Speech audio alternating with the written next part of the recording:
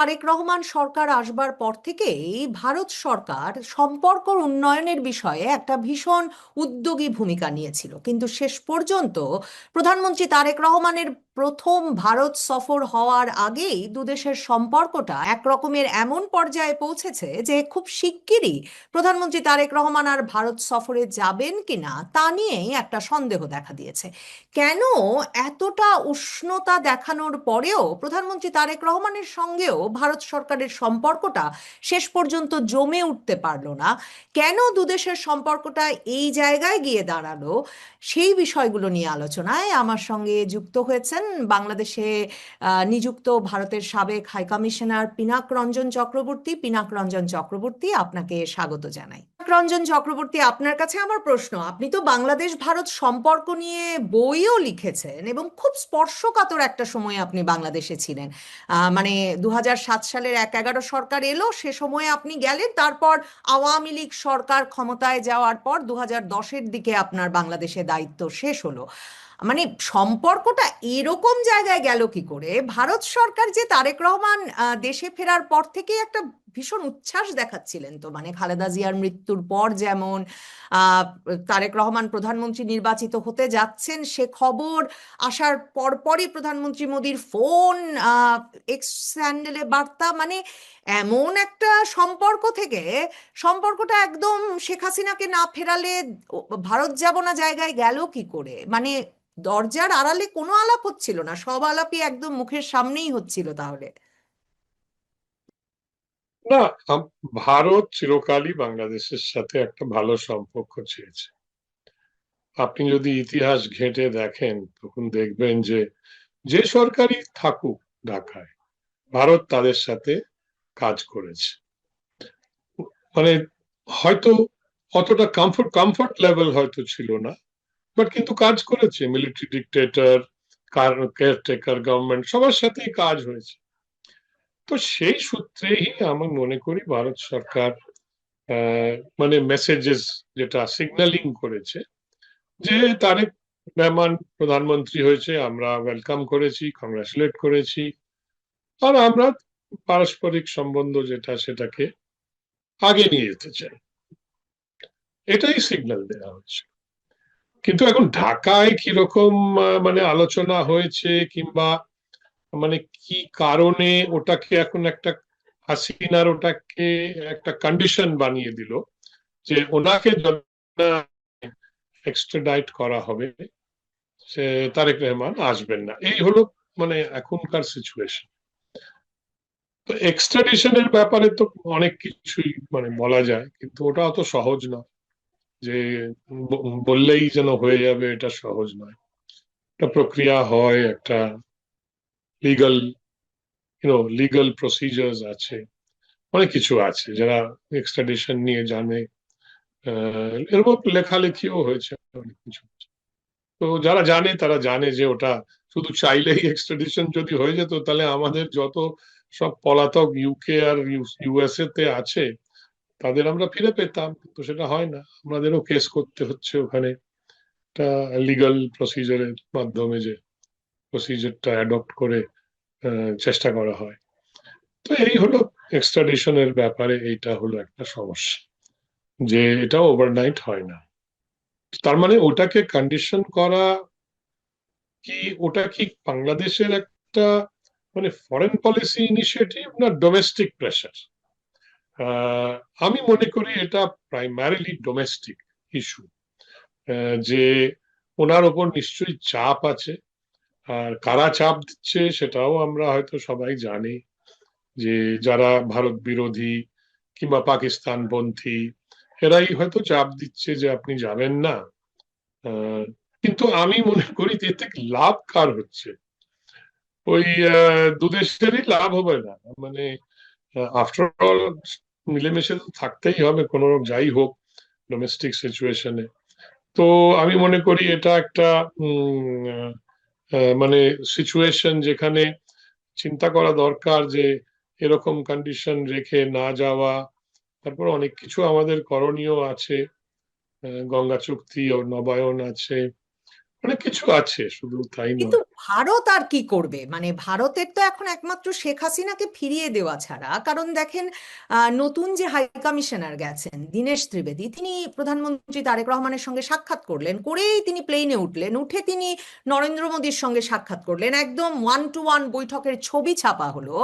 মানে তার মানে বোঝা গেল যে মাঝখানে দীনেশ ত্রিবেদী আর এইদিকে তারেক রহমান, এইদিকে প্রধানমন্ত্রী নরেন্দ্র মোদী, এবং একটা দ্বিপাক্ষিক সফর হতে যাচ্ছে 21শে আগস্ট থেকে 26শে আগস্টের মধ্যে। এরপর বাংলাদেশের পররাষ্ট্র মন্ত্রণালয় থেকে এরকম শর্ত দিয়ে দেওয়া হলো। এখন মানে ভারত যে খুবই আগ্রহী প্রধানমন্ত্রী তারেক রহমানকে নিতে, সেটা তো স্পষ্ট, কারণ ভারতের হাইকমিশনার সোজা গিয়ে প্রধানমন্ত্রী মোদীর সঙ্গে সাক্ষাৎ করছেন। মানে এখন ভারত আর কি করবে? শেখ হাসিনাকে ফেরত দেওয়া ছাড়া বাংলাদেশের সঙ্গে তার মানে আর সম্পর্ক এগুবে না? ব্যাপারটা কি এমন একটা স্থবিরতার জায়গায় গেছে? আলোচনা তো চলছিল, মানে মানে ভিজিট, একটা অফিসিয়াল ভিজিটের আলোচনা তো চলছিল, এটা তো সবাই জানে। কিন্তু হঠাৎ করে এটা হলো, তো ওরা অজুহাত যেটা দেখানো হয়েছে সেটা হলো যে শেখ হাসিনা ভারতে একটা কি প্রেস কনফারেন্স করেছে, তাই জন্যে মানে আমরা যাব না। আমার মনে হয় ওটা একটা এক্সকিউজ। হ্যাঁ, দু দেশেরই স্বার্থ, যেটা লোকেদের স্বার্থ কিংবা পুরো দেশের স্বার্থ, ওটা কি একজনের ওপর নির্ভর করে না? আমি মনে করি না। এরকম হয়ে থাকে, এক্সাইলে যাওয়া, লিডাররা চলে যাওয়া। উনি তারেক রহমান সাহেব তো নিজেও এক্সাইলে ছিলেন। কত বছর, 17 বছর। তার হাসিনাও আগে এক্সাইলে ছিল ইন্ডিয়াতে, যখন 75-এ সব হত্যাকাণ্ড হয়েছিল, ওরা পুরো ফ্যামিলিকে মেরে ফেলা হয়েছিল। উনিও তখন ভারতে এক্সাইলে ছিলেন। তারপরে 81-এ ফিরে যান, যখন ডেমোক্রেটিক প্রসেস আবার আরম্ভ হয়। তো ভারত শেখ হাসিনাকে মানে না তো করেনি যে আমরা এক্সট্রাডাইট করব না। তবে ভারত বলছে এটা একটা লিগ্যাল প্রক্রিয়া, আপনারাও এটা ফলো করুন।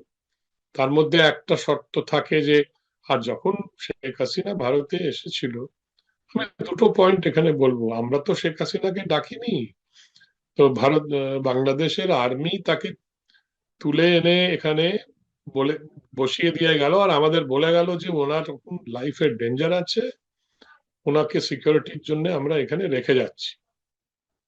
এটা ফ্যাক্ট, এটা ভুলে যাওয়ার দরকার নেই, এটা ফ্যাক্ট। তারপর 6 মাস লাগলো তাকে ওই কোর্টে, যেটা ইন্টারন্যাশনাল কোর্ট, তাকে মানে কনভিক্ট করা, তারপর মৃত্যুদণ্ড দেওয়া ইত্যাদি। প্রত্যর্পণের একটা কন্ডিশন থাকে যে আপনারা যে কনভিকশন করলেন, সেই লিগাল প্রসেসের কাগজপত্র কিন্তু সাবমিট করতে হয়। কিন্তু একটা কাগজও এখনো দেয়নি ঢাকা থেকে। তো কি করবে ভারত? ভারত তো নিজের প্রসেস আছে, ট্রিটি আছে তো, আর একটা ইন্টারন্যাশনাল প্রসিজার আছে, একটা ইন্টারন্যাশনাল কাস্টমারি ল আছে, যেটা ফলো করতে হয়। তো আমি মনে করি এক্সট্রাডিশন তো হচ্ছে না এত তাড়াতাড়ি। এখন it is up to Dhaka, তারা এটা কেন এই পজিশনটা নিচ্ছে। তাদের কি মনে হচ্ছে এটা নিলে দেশের উন্নতি হবে, দেশের ভারতের সাথে সম্পর্ক বেটার হবে, না তারা চায় যে ভারতের সম্পর্কর সাথে দে আর নট কনসার্ন, এইটা কন্ডিশন দিয়ে দিল যাতে ভিজিটটা যেন না হয়। কিংবা তারা more concern about domestic pressure and lobbies, যেটা আমি আগে বলেছি, যারা অ্যান্টি ইন্ডিয়ান কিংবা পাকিস্তানপন্থীরা যারা আছে, আহ, তারা হয়তো প্রেশার দিচ্ছে যে এটা আপনি যাবেন না, কেন তারা চায় না ইন্ডিয়ার সাথে ভালো সম্পর্ক, তারা চায় না। তো এখন প্রধানমন্ত্রী তারেক রহমানকে এটা ডিসাইড করতে হবে। ওনারা হয়তো এটা একটা ডাইলেমা, তবে দেখা যাক কি হয়, আলটিমেটলি কি হয়। তবে না আসলেও মানে সম্পর্ক চলবে, তবে একটা লো লেভেলে চলবে, সবই হবে, কথাবার্তা হবে অফিসিয়াল। তবে ওনার একটা, এটা একটা আপনি ভালো।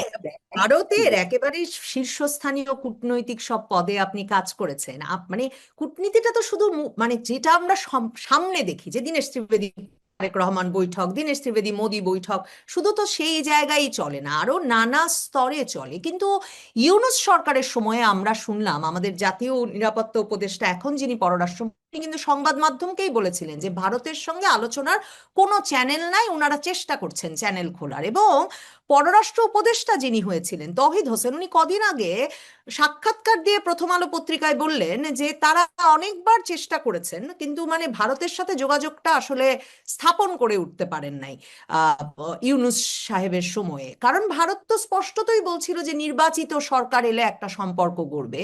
এই যে তারেক রহমানের দেশে ফেরা, মানে তার মানে যেদিন ঘোষণা এলো তার এক সপ্তাহ আগেও উনি বললেন উনার দেশে ফেরাটা ওনার উপর নয়, কিন্তু তারপরে উনি দেশে ফিরলেন, বিরাট সম্বর্ধনা পেলেন। এবং তার দেশে ফেরার পরে ভারতেরও যে মানে এক রকমের উচ্ছ্বাস, আহ এক রকমের স্বাগত জানানো, তাতে আপনার কি মনে হয়? মানে দলগুলোর সঙ্গে তো নিশ্চয়ই দরজার অন্তরালেও বড় দেশগুলো আলাপ করে। ভারত তো নাকি বাংলাদেশের রাজনীতিতে ভীষণ সক্রিয়। বিএনপি এলো, নির্বাসন থেকে তারেক রহমান এলেন লন্ডনে, ঢাকায়, তার সঙ্গে কোনো আলাপ হলো না যে ভারতের সঙ্গে সম্পর্কটাকে উনি কিভাবে দেখেন?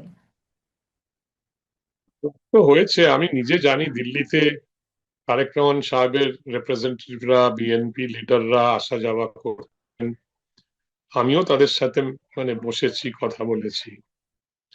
আমার তো এটা মনে হয় না যে তারা, তখন আমাদের কোনো ইন্ডিকেশন আমরা পাইনি, তবে আমরা তখন সরকারে নেই, ওরা একটা থিঙ্ক ট্যাঙ্কের মাধ্যমে আমরা দেখা সাক্ষাৎ করেছিলাম। তারা তো বলেছিল যে তারা ভালো সম্পর্ক চায়, তারা চায় একটা ইলেকশন হোক, যাতে এটা মানে তারা সেটাতে পার্টিসিপেট করতে চায়, মানে সুস্থ একটা ফ্রি অ্যান্ড ফেয়ার ইলেকশন, যেটার বিষয়ে অনেক কোয়েশ্চেন ছিল যে হাসিনা সেটা হতে দেয়নি। এসব ছিল, অনেক কিছু কথাই হয়েছে তাদের সাথে। আহ, তারা এসছিল, তাদের মধ্যে একজন, সে এখন সরকারে বোধহয় অ্যাডভাইজার, তিনিও আসতেন লন্ডন থেকে। তো আমি এগুলো তো মানে একটা ব্যাকগ্রাউন্ড আমি জানি। তবে কোনোদিনই আমাদের মনে হয়নি যে তারা, তবে তারপর যা হলো, মানে শেখ হাসিনা চলে এলো, ওগুলো অফকোর্স তারপরের ডেভেলপমেন্টস, ওগুলো ন্যাচারালি একটা এফেক্ট তো করবেই মানে বায়োল্যাটারাল রিলেশনস। তো আমি মনে করি যে এখন দেশের স্বার্থটা আগে রেখে মানে ভাবা উচিত। শুধু একটা কন্ডিশন লাগিয়ে দিলাম, তারপরে কি সম্পর্ক তো আর বন্ধ হয়ে যাবে না? লোকজন আসা যাওয়া করবে, সবই হচ্ছে, ট্রেডও হচ্ছে, কানেক্টিভিটিটাও আছে, ওগুলোকে চালু করা হচ্ছে। তো এগুলো চলবে।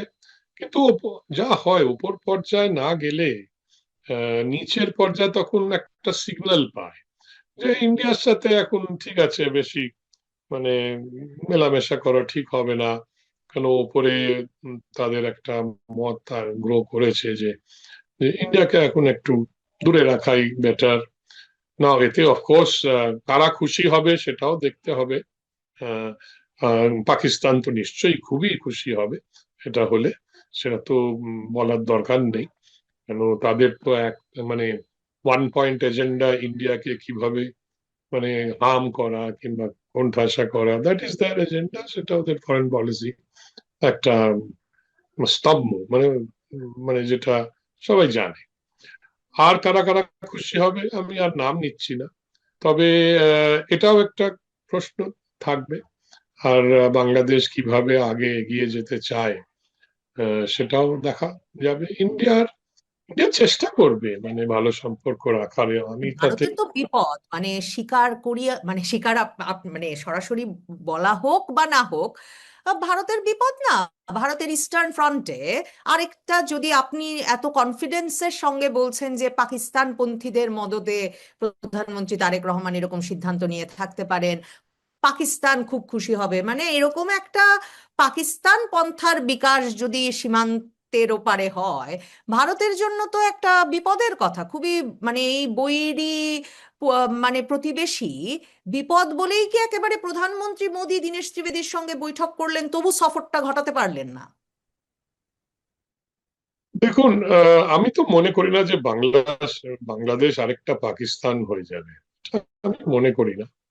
তবে ওখানে যারা অ্যাক্টিভিটিস চালাচ্ছে, আপনি জানেন একটা রিসেন্ট ইউএন রিপোর্টও বেরিয়েছে যেখানে বলা হচ্ছে যে আল কায়দা নাকি আবার ওখানে খুব সক্রিয় হয়েছে। ডিনাই করেছে বাংলাদেশ গভর্নমেন্ট, কিন্তু ইউএন রিপোর্টে আছে, অনেক কিছু আছে। আর তারপর আমরা জানি অনেক টেরোরিস্ট আর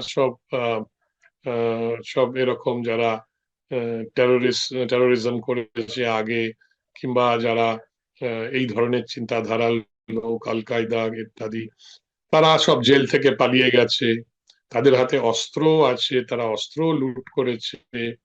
তো এইগুলো তো একটা চিন্তার ব্যাপার, আমাদের শুধু নয়, বাংলাদেশের তো নিজেরও চিন্তা করতে হবে তারা যে কি করবে ভেতরে। আমাদের এখানে আসলে তো সেটা আমরা দেখে নেব, মানে কি করবে তারা, আমরা আমাদের মানে যা রিসোর্সেস আছে কিংবা টুলস আছে, we will use that against these people, that is for sure.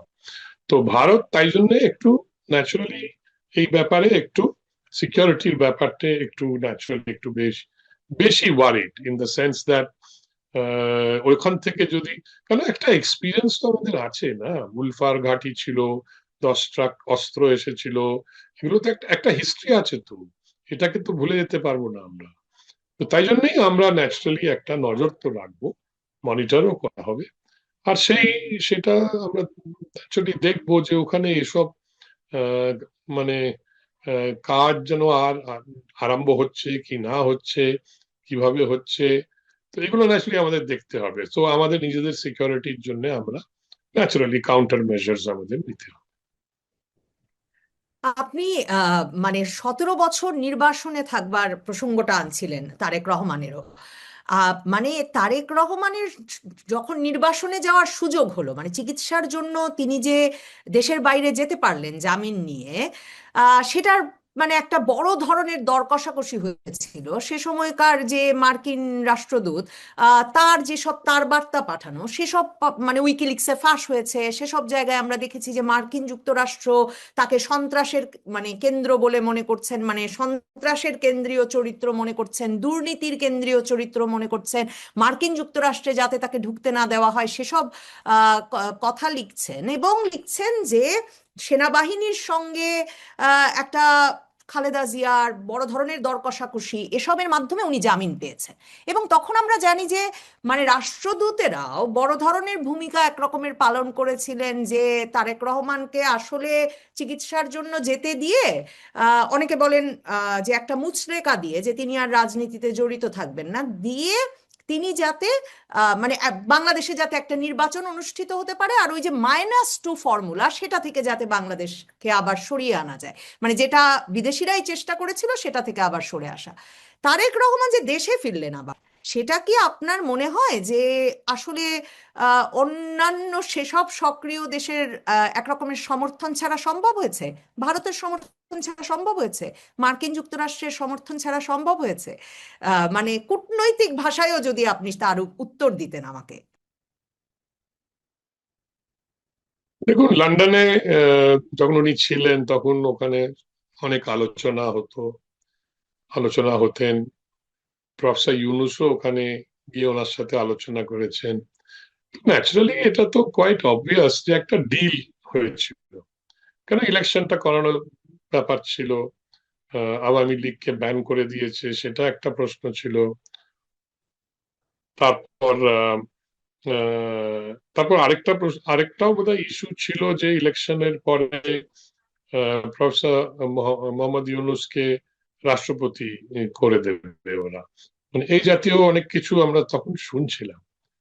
কিন্তু যা হয়েছে এটাতে তো কোনো সন্দেহ নেই যে একটা রেজিম চেঞ্জ অপারেশন প্ল্যান করে করা হয়েছিল। এটা তো প্রফেসর ইউনূস নিজেই স্বীকার করেছে আমেরিকার এক মঞ্চ থেকে, মেটিকুলাস প্ল্যানিং হয়েছিল, এ তো সব রেকর্ডে আছে। তো ন্যাচারালি একটা মানে সেটা একটা অন্য জিনিস যে কেন হলো, কেন হাসিনার প্রতি আমেরিকানরা এত চটে গেছিল, তাকে সরাবার জন্য তারা মানে এরকম রেজিম চেঞ্জ অপারেশন ইত্যাদি অপরচুনিটিটা হাতে নিয়ে এটা করাতে পারলো। তাতে অনেকেই ছিল, পাকিস্তানকে ওরা বলেছিল যে তোমরাও যোগ দাও, পাকিস্তান হেল্প করেছিল জামাতে ইসলামী মাধ্যমে।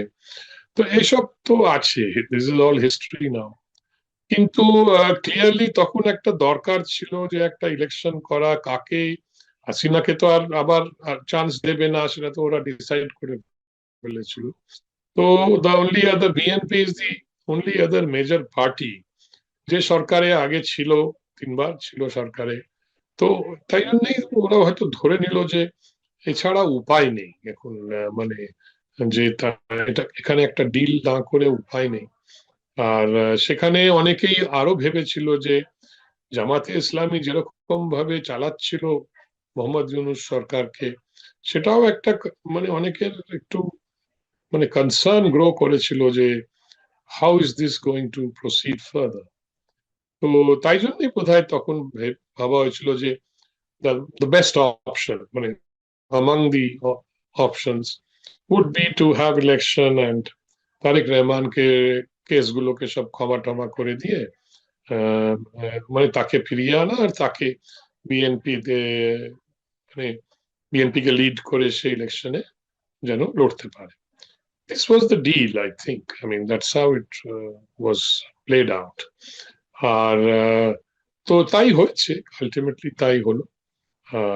আর আমেরিকানরা তো প্রফেসর ইউনূসের মানে যখন উনি ক্ষমতায় ছিলেন, তখন ওরা অনেক কিছুই করেছে, ওদেরই লোক এসে এখানে বসে আছে।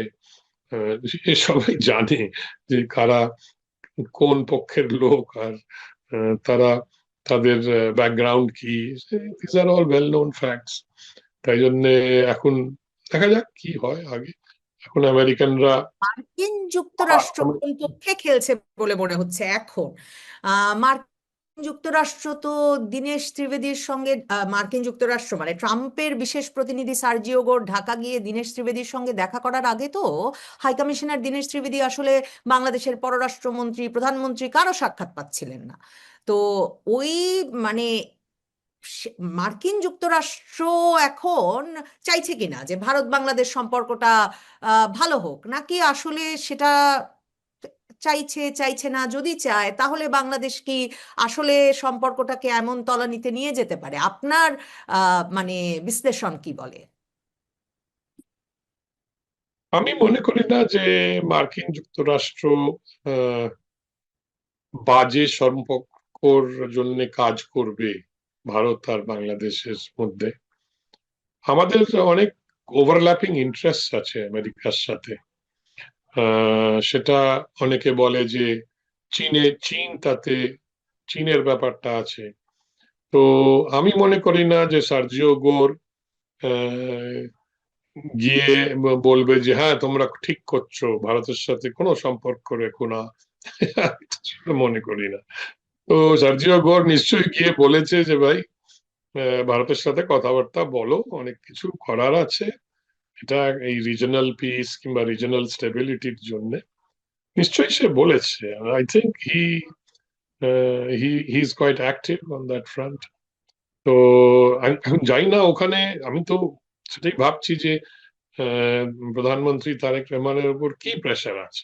নিশ্চয়ই প্রেশার আছে, অনেক দিক থেকেই প্রেশার আছে, তাই জন্য সে একটা সিদ্ধান্ত নিচ্ছে। যেই সিদ্ধান্তটা উনি নিয়েছে যে হাসিনাকে আর ওই আরেকজনকে যেন স্টুডেন্ট লিডার তার কিলারদের, যে তারা ইন্ডিয়া পালিয়ে এসছে, তাদের ফেরত না দিলে আমি ভারত সফরে যাব না, এই হলো এখনকার সিদ্ধান্ত। তো আর ওটা কেন এত তাড়াতাড়ি হবে না, কেন এক্সট্রাডিশন প্রসেস, লিগাল প্রসেস, তো তার মানে যদি আমরা এটা ধরে নিয়ে চলি, তার মানে তারেক রহমান ভারত সফর করবেন না, কখনোই করবেন না। কেন, যতদিন না এই কেসগুলো সব ডিসাইড, তাতে তাতে কি বাংলাদেশের খুব লাভ হবে? আমি তো মনে করি না, আমাদেরও লাভ হবে না। কেন, একটা হাই লেভেল মিটিং না হলে অনেক কিছু মানে মানে ডিসিশনস, পেন্ডিং ডিসিশনস গুলো হয়তো আটকে যাবে কিংবা হবে না, কিংবা পজিটিভ যেগুলো অ্যাসপেক্টস আছে ওগুলো হয়তো মানে স্লো হয়ে যাবে, কুল হয়ে যাবে। গঙ্গা চুক্তি আছে ডিসেম্বরে নবায়ন করতে হবে, ওটার কি হবে? কেন, 96-এ যখন গঙ্গার চুক্তি হয়েছিল, তখন কিন্তু লট অফ অপোজিশন ছিল মানে ইন্ডিয়াতে। তখন মানে ওপর থেকে প্রধানমন্ত্রী মানে প্রেসার দিয়ে তখন এক্সপার্টসদের বলা হলো কিনা তোমাদের একটা ফর্মুলা বার করতেই হবে, এটা আমরা করতে চাই, এটা হয় কেন? এটা আমি নিজে, আমি আমি পার্সোনালি আমি দেখেছি যখন জর্জ বুশ ইন্ডিয়া এসেছিলেন তখন কিভাবে উনি তখন তাদের যে যে কন্ডোলিজা রাইস কিংবা স্টিভেন হ্যাডলি ওদের সাথে যে কথা বলেছিল, এগুলো এখন আমি লিখিনি কোথাও, তবে আমি নিজে মানে আমি, শুনেছি যে কিভাবে তারা, জর্জ বুশ কিভাবে বলেছিল যে ইন্ডিয়ার সাথে নিউক্লিয়ার ডিলটা করতেই হবে, তোমরা যেভাবে হোক এটাকে করতে হবে। তো এরকম ভাবে হয়, কারণ ওপর থেকে যখন আসে, আর জর্জ বুশ না বললে হয়তো নিউক্লিয়ার ডিল হতো না। আমি জানি সেটা, আমি ছিলাম ওই ওখানে। তো এইরকম ভাবে ওপর থেকে ডিরেকশন দিলে মানে কাজটা তাড়াতাড়ি হয়, এটা একটা মানে মানে well understood factor in diplomacy. তো আমি মনে করি তাতে হবে কি যে ঠিক আছে একটু থিতিয়ে যাবে রিলেশনশিপ, কিন্তু আমরাও কোথাও যাচ্ছি না, বাংলাদেশেও কোথাও যাবে না, জিওগ্রাফি তো is immutable, it doesn't change. দেখা যাক কি হয়। তো ভারত তখন হয়তো অন্যদিকে মানে মানে তার ইন্টারেস্টটা অন্যদিকে চলে যাবে, কোথাও অন্য কাজ আছে, অনেক কাজ আছে, সেই দিকে ভারত করবে, বাংলাদেশের সাথেও কাজ করবে যতটা সম্ভব।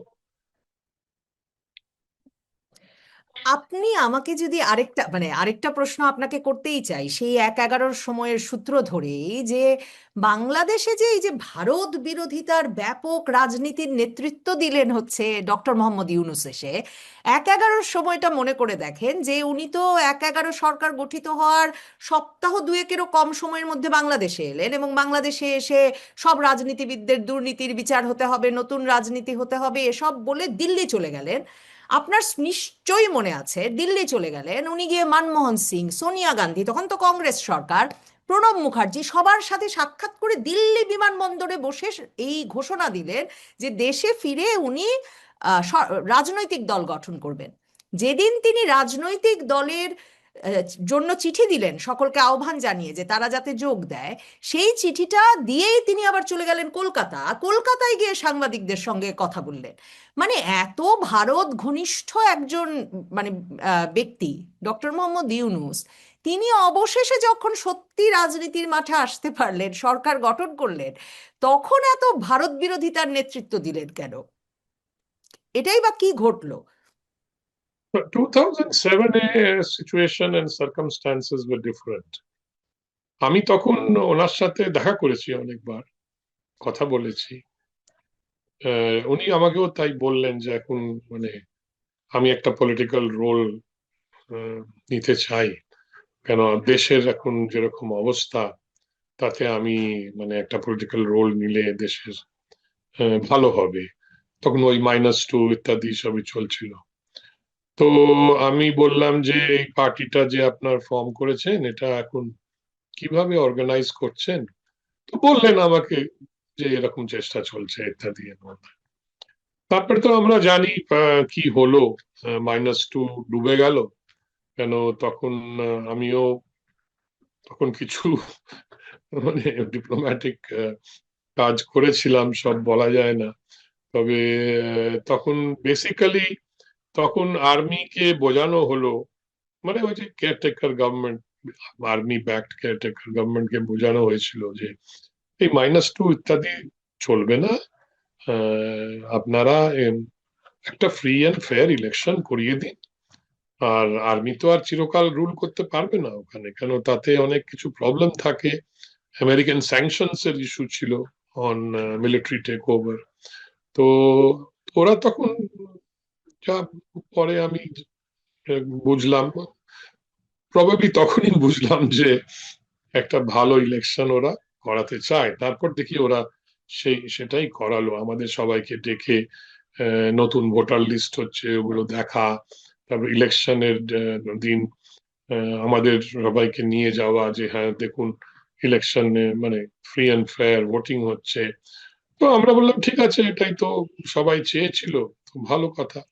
আর তারপর তো আপনি জানেন যে মানে তখন তারেক আপনারা ঠিক -2 করে ইউনূসকে মানে রাজনৈতিক দল গঠন করে রাজনীতিতে যাওয়ার ব্যাপারটাকে সেভাবে উৎসাহিত করতে পারেন নাই তার মানে। হ্যাঁ, আই ডোন্ট থিঙ্ক, মানে আমরা বলেছিলাম যে ঠিক আছে, আপনি পলিটিক্যাল রোল, আপনার মানে অ্যাম্বিশন আছে, তো ঠিক আছে, ফ্রি ফেয়ার ইলেকশনে আপনিও পার্টিসিপেট করুন, তারপর দেখা যাবে। কেন nobody stopped him, and he, ওনাকে যারা এনকারেজ করছিল, আমেরিকানরা তো করছিল, এই আর্মিও করেছিল এনকারেজ, কারণ ওরা চাইতো -2টা কিভাবে হবে, একটা ওয়েল নোন ফেস প্রফেসর ইউনুসকে যদি করা যায় তাহলে সুবিধে। প্রফেসর ইউনুসও তখন ইন্ডিয়াতে এসে মানে চেষ্টা করলো যে মনমোহন সিংকে উনি চিনতেন, ওনাকে গিয়ে কোথায় বোঝাবার চেষ্টা করেছেন কি আপনারা আমাকে সাপোর্ট করুন, এই -2টাকে সাপোর্ট করুন। কিন্তু finally Indian government didn't want to interfere. আমরা ভাবলাম যে এটা মানে যদি -2 করা হয়, আমাদের ওখানে মানে যারা অ্যানালিসিস করছিল তারা এটা বুঝতে পারলো যে neither Awami League can BNP be removed from the politics of Bangladesh. এই এই ভুলটা যেন মানে আমরা না করি, কেন আমরা জানি তাদের ছাড়া এদেশের পলিটিক্যাল যে যে সিস্টেম আছে, মানে এটা মনে করুন যে যেন -2 ইন্ডিয়াতে যদি হয়, তার মানে বিজেপি আর কংগ্রেসকে বাদ দিয়ে যেন ভারত মানে একটা বিরাট ইলেকশন করতে পারে। So we were looking at it like that, and আমাদের conclusion ছিল কি this is not feasible, -2. And এটাই কিন্তু অনেকেই মানে পশ্চিমা দেশেরও অ্যাম্বাসেডররা যারা আমার সাথে যোগাযোগ রাখতো, কথাবার্তা বলতো, এই নিয়ে আলোচনা হতো, তারাও কিন্তু এই কনক্লুশনই তাদেরও, they had reach the same conclusion. তাই জন্যই আমি মনে করি এই তখন কনক্লুশনে কি এখন আবার ভারত এবং পশ্চিমা দেশগুলো পৌঁছেছে বলেই কি শেখ হাসিনা ঘোষণা দিয়েছেন তিনি ডিসেম্বরে ফিরবেন? আওয়ামী লীগের ওপর রাজনৈতিক কার্যক্রমের নিষেধাজ্ঞাটা কি বহাল রাখা যাবে দীর্ঘদিনের জন্য বাংলাদেশে? সেটা আমি জানি না এখন কি হয়েছে, আমি এখন সরকার নেই, so I do not know. But পশ্চিমা দেশরা যারা খুব হিউম্যান রাইটস ডেমোক্রেসি নিয়ে চেঁচামেচি করে, তাদের সব Republican institute, national endowment for democracy, তারা ঘন ঘন তারা আসা যাওয়া করে। আমরা তো জানি তাদের ব্যাকগ্রাউন্ড কি, তাদের ইন্টেলিজেন্স ব্যাকগ্রাউন্ড আছে, সবই আছে, সব জানি, আমাদের কাছে অনেক রিপোর্টস আছে এদের বিষয়ে। তো আমি মনে করি যে ওখানেও এখন নিশ্চয়ই lobbies are there in Washington particularly. তারা বলছে how can you have this ban on Awami League, which is the largest party in Bangladesh? এটা এই প্রশ্নটা কিন্তু সবাই করছে। তো there is a lot of discomfort with this in the West, যে যে একটা এত বড় পার্টি, একজন এত বছর ধরে তারা ক্ষমতায় ছিল, তাদের একটা রোল আছে বাংলাদেশের হিস্ট্রিতে, স্বাধীনতার আন্দোলনে, তারপর মুক্তিযুদ্ধে ইত্যাদি, তাকে আমরা বাদ দিয়ে কি করে বাংলাদেশ কে স্টেবল করা যায়, মানে this are the discussion, think tank, lobbies ইত্যাদি যারা করে, আমি সেটা মাঝে মাঝে আমিও পার্টিসিপেট করি, তো আমাকেও আমি এসব শুনি। তো আমি মনে করি এটা কিন্তু it's a sword of Damocles hanging over Bangladesh, যে আওয়ামী লীগকে তারা কতদিন পলিটিক্যাল ডিসকোর্সের বাইরে রাখবে। ক্ষমতা তো ইলেকশনের মাধ্যমেই হবে, যে যা পায়, এতে কোনো অসুবিধা নেই। এই একটা বিরাট প্রশ্ন রয়ে গেছে, কেন তাই জন্যে হাসিনা ফিরে যেতে চাইছে বোধহয়, কেন তাই সে অ্যানাউন্স করেছে, তাছাড়া আর কিছু বলেননি পলিটিক্যাল। বেসিক্যালি বলেছে আমি ফিরে যেতে চাই, আমি ঘোষণা দিচ্ছি যে আমি ডিসেম্বরে ফিরে যাব। কিন্তু ফিরে যাবার পর তখন কি হবে, তাকে কি করবে ইত্যাদি, এসব প্রশ্ন তো থাকবে। আর এই প্রশ্নগুলো সবাই করবে, পশ্চিমারাও করবে, আমরাও করব ন্যাচারালি, এই নিয়ে একটা ডিসকাশন তো হবেই। তো এই এখন সিচুয়েশন। তো জানি না আগে কি হতো। আপনারা খুব সহজে পাকিস্তান দিয়ে ব্যাখ্যা করেন অনেক সময়, মানে আপনি আমাকে ক্ষমা করবেন, কিন্তু আপনি এই যে বলেন পাকিস্তান পন্থীরাই নিশ্চয়ই বুদ্ধি দিচ্ছে, পাকিস্তান খুব খুশি হবে। পাকিস্তান কি দেবে বিএনপি সরকারকে, তারেক রহমান সরকারকে যে এতটা প্রভাব, বা এই বিবাদে এসব প্রশ্নেও পশ্চিমের দেশ করবে, পাশের এত বড় দেশ ভারত করবে, সেসব সুযোগ উনি দেবেন এবং বিএনপি সরকারকে একটা প্রশ্নের মুখে রাখবেন শুধু পাকিস্তানের কথা শুনে?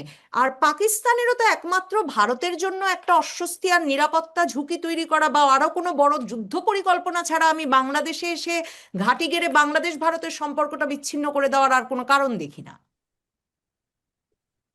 দেখুন, আমাদের যে, আমি আগেও এটা বললাম যে পাকিস্তান আগে অনেক চেষ্টা করেছিল খানিকটা, আমাদের সব জানা আছে তারা ওখানে কি করত।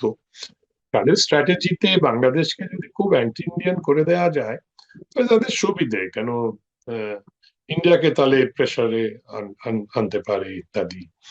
চায়নাও সেটা, মানে ওই পলিসি আছে চায়নারও খানিকটা, আমেরিকারও আছে। কেন আমেরিকা পাকিস্তানের সাথে এত ঘনিষ্ঠতা কেন, এই প্রশ্নটা আপনি কি কোনোদিন ভেবে দেখেছেন? ভারত এখন একটা বড়, মানে ইকোনমি হয়ে যাচ্ছে, আরো বড় হবে।